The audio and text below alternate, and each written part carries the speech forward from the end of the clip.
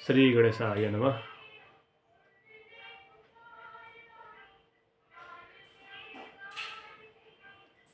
श्री गुरु चरण कमलेभ्यो नमः। श्रीमन्नारायण।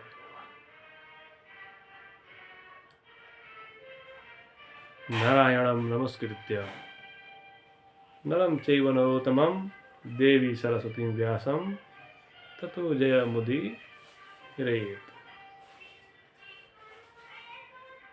ओम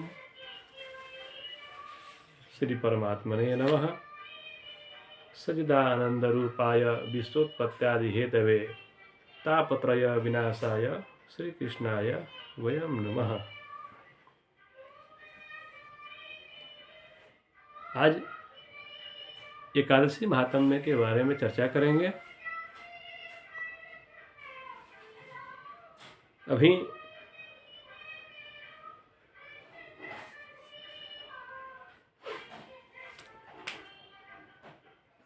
गरुड़ पुराण के अंतर्गत अध्याय 125 में पितामह भीष्म जो कह रहे हैं कि मानधाता नाम के एक राजा थे जिन्होंने एकादशी व्रत करके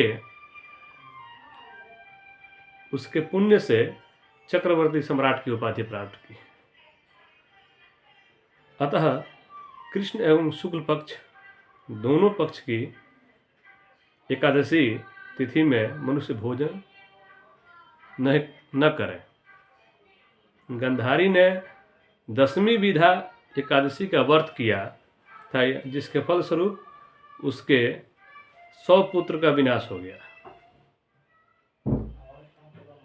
उसके जीवन काल में ही हो गया। इसलिए 10वीं से युक्त एकादशी व्रत नहीं करना चाहिए। द्वादशी के साथ एकादशी होने पर उस एकादशी में भगवान हरि का सन्निधान रहता है। जिस मास 10वीं वेद से युक्त एकादशी होती है उसमें असुरों का सन्निधान होता है। अतः यह सिद्ध हो गया कि 10वीं युक्त एकादशी नहीं करना चाहिए। जब विभिन्न शास्त्रों में कहे गए वाक्यों की बहुलता से अज्ञात व संदेह बढ़ जाता है तो उस परिस्थिति में द्वादशी तिथि को व्रत करके त्रयोदशी तिथि में पारण कर लेना चाहिए। लेकिन यहाँ पर यह है कि यह केवल वैष्णव एकादशी की चर्चा की गई है। ठीक है। अब कह रहे हैं कि यदि एकादशी एक काल मात्र भी कालगणना में रहती है तो द्वादशी युक्त एकादशी तिथि को हम व्रत उपास्य रहेगा। यदि एकादशी, द्वादशी और विशेष रूप से त्रयोदशी तिथि एक ही दिन आ जाती है तो इन 3 तिथियों में मिश्रित वह तिथि करने योग्य होती है, क्योंकि वह तिथि मांगलिक एवं सभी पापों का विनाश करने में सक्षम होती है, समर्थ होती है। हे द्विजराज, एकादशी अथवा द्वादशी का व्रत करके 3 तिथियों से मिश्रित अर्थात एकादशी, द्वादशी और त्रयोदशी तिथि से समन्वित तिथि पर व्रत कर लेना उचित है, किंतु 10वीं वेद से युक्त एकादशी का व्रत कभी नहीं करना चाहिए। रात में जागरण तथा पुराण श्रवण एवं गदाधर विष्णु की पूजा करते हुए दोनों पक्ष की एकादशी का व्रत कर महाराज रुक्मांगद ने मोक्ष प्राप्त किया था। अन्य एकादशी व्रत कथाओं में भी मोक्ष प्राप्त किया जाता है। अब हम चलते हैं, आज जो है माघ मास के शुक्ल पक्ष की जया एकादशी के बारे में बात करेंगे। कह रहे हैं कि इनका एक और नाम है भैमी एकादशी, जो बंग आदि प्रदेशों में बोला जाता है। जया एकादशी, भैमी एकादशी दोनों एक ही शुक्ल पक्ष माघ में मनाई जाती है। अब कह रहे हैं कि ब्रह्मा जी ने कहा कि प्राचीन काल में माघ मास के शुक्ल पक्ष में हस्त नक्षत्र से युक्त एक एकादशी का व्रत भीम ने किया था, इसलिए इस एकादशी को भीमा अथवा भैमी एकादशी भी कहा जाता है। यह आश्चर्य है कि मात्र इसी एकादशी का व्रत करने से भीमसेन पितृ ऋण से मुक्त हो गए थे। प्राणियों के पुण्यों की अभिवृद्धि करने वाली भीमा द्वादशी तिथि भीमसेन के नाम से ही प्रसिद्ध भी है। इस तिथि को बिना हस्त नक्षत्र के संयोग से ही ब्रह्म हत्यादि पापों का विनाश कर देती है। यह तिथि इतना महत्वपूर्ण है कि बिना हस्त नक्षत्र के योग से भी यह ब्रह्म हत्या जैसे पापों का विनाश करने में सक्षम है।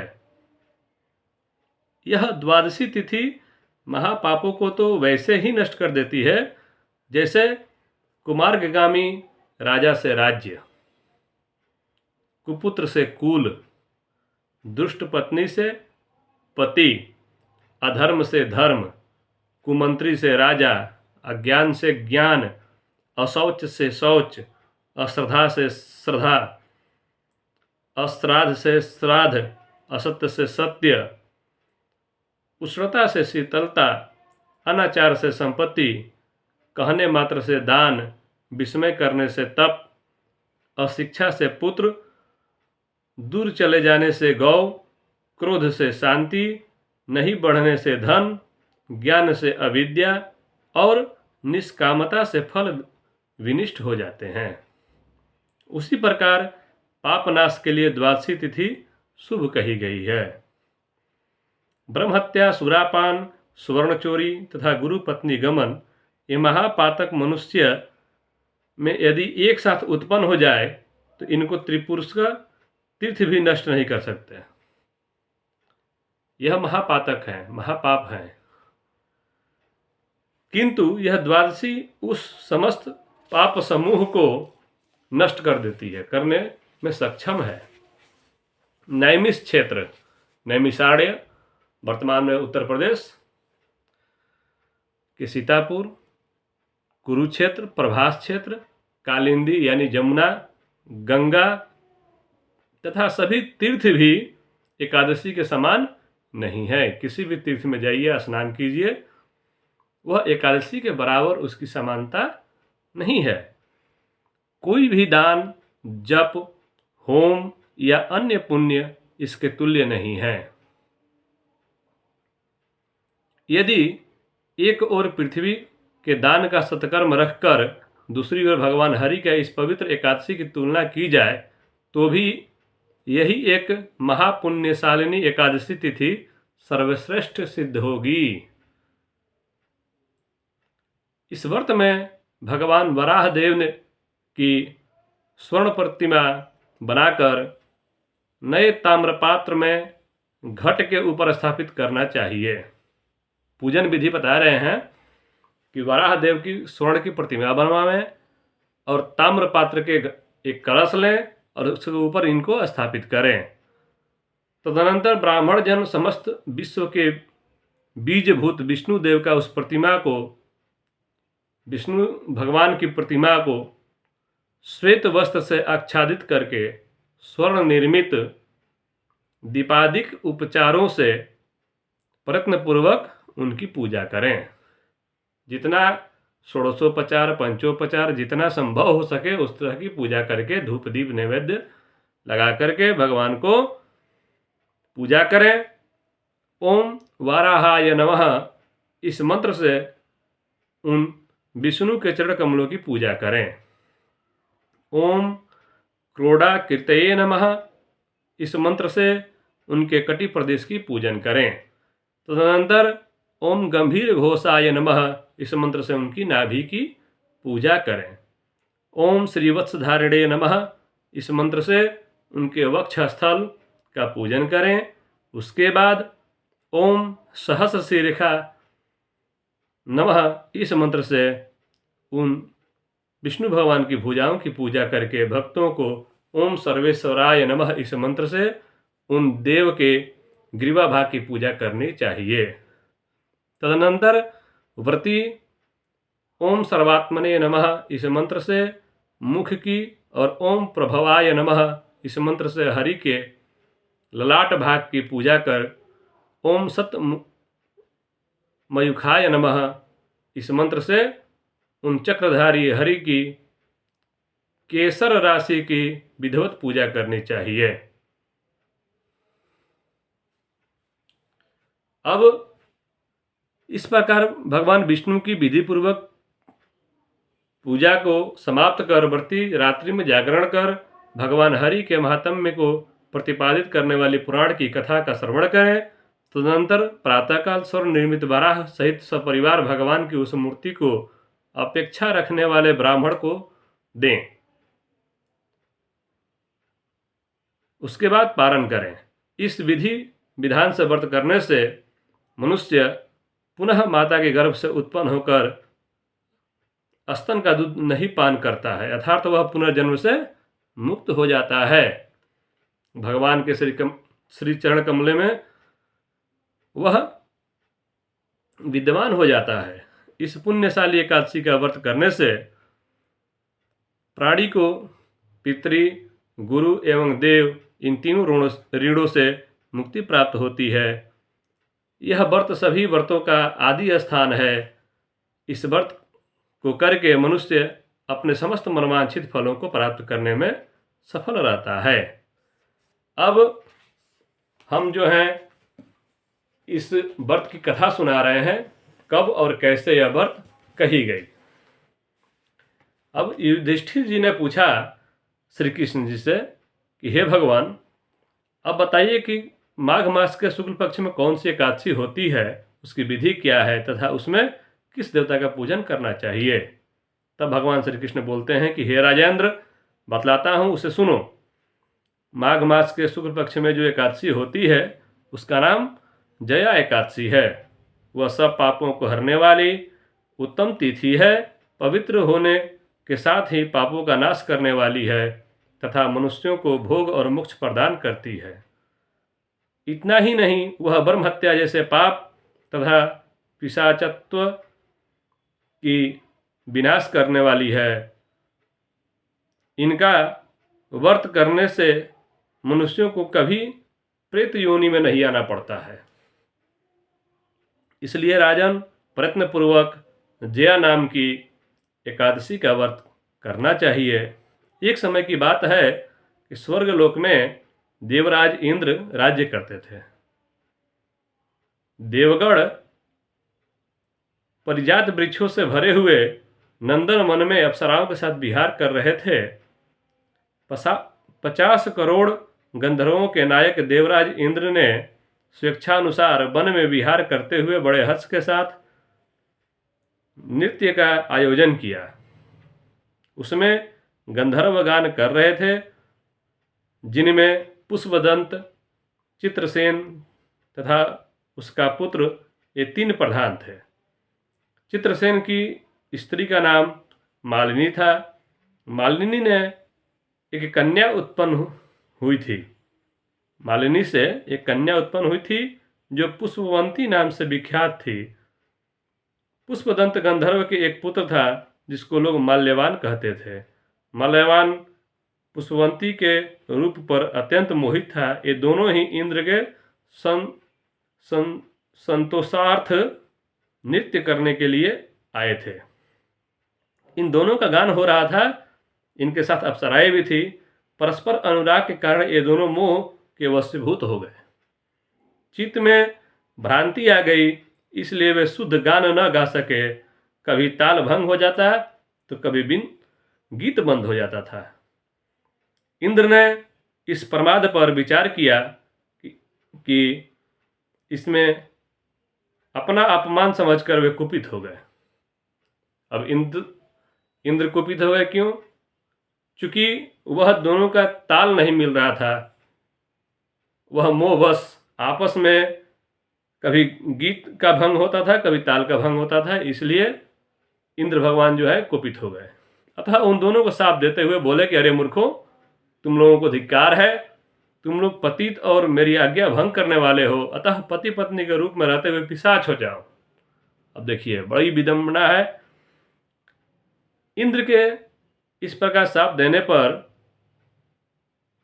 इन दोनों के मन में बड़ा दुख हुआ। वे हिमालय पर्वत पर चले गए और पिशाच योनियों को पाकर भयंकर दुख भोगने लगे। शरीर पातक से उत्पन्न ताप से पीड़ित होकर दोनों ही पर्वत की कंदराओं में विचरण करते रहते थे। एक दिन पिशाच ने अपनी पत्नी पिशाची से कहा कि हमने कौन सा पाप किया है जिससे यह पिशाच योनि प्राप्त हुई है। नरक का कष्ट अत्यंत भयंकर है तथा पिशाच योनि भी बहुत दुख देने वाली है, अतः प्रयत्न करके पाप से बचना चाहिए। इस प्रकार चिंतामग्न होकर वे दोनों दुख के कारण सूखते जा रहे थे। देवयोग से उन्हें माघ मास की एकादशी तिथि प्राप्त हो गई। जया नाम से विख्यात तिथि जो सब तिथियों में उत्पन्न है वह आ गई। उस दिन दोनों ने सब प्रकार के आहार त्याग दिए, जलपान तक नहीं लिया, किसी जीव की हिंसा नहीं की, यहाँ तक कि फल भी नहीं खाया। निरंतर दुख से युक्त होकर वे एक पीपल के समीप बैठे रहे। सूर्यास्त हो गया। उनके प्राण लेने वाली भयंकर रात उपस्थित हुई। उन्हें नींद नहीं आई। वे रति या और कोई सुख भी नहीं पा सके। सूर्योदय हुआ। द्वादशी का दिन आया। उन पिशाचों के द्वारा जया के उत्तम व्रत का पालन हो गया। उन्होंने रात्र में जागरण भी किया था। उस व्रत के प्रभाव से तथा भगवान विष्णु की शक्ति से उन दोनों का पिशाचता जो है दूर हो गई। पुष्पवंती और मल्यवान अपने पूर्व रूप में आ गए। उनके हृदय में वही पुराना स्नेह उमड़ रहा था। उनके शरीर पर पहले ही जैसे अलंकार शोभा पा रहे थे। वे दोनों मनोहर रूप धारण करके विमान पर बैठे और स्वर्गलोक में चले गए। वहाँ देवराज इंद्र के सामने जाकर दोनों ने बड़ी प्रसन्नता से हाथ जोड़कर प्रणाम किया। उन्हें इस रूप में उपस्थित देखकर इंद्र को बड़ा विस्मय हुआ। उन्होंने पूछा कि बताओ, किस पुण्य के प्रभाव से तुम दोनों का पिशाचत्व जो है दूर हो गया है? तुम मेरे शाप को प्राप्त हो चुके थे, फिर किस देवता ने तुम्हें उससे छुटकारा दिलाया है? मल्यवान बोला, स्वामीन, भगवान वसुदेव की कृपा तथा जया नामक एकादशी के व्रत से हमारी पिशाचता जो है दूर हुई है।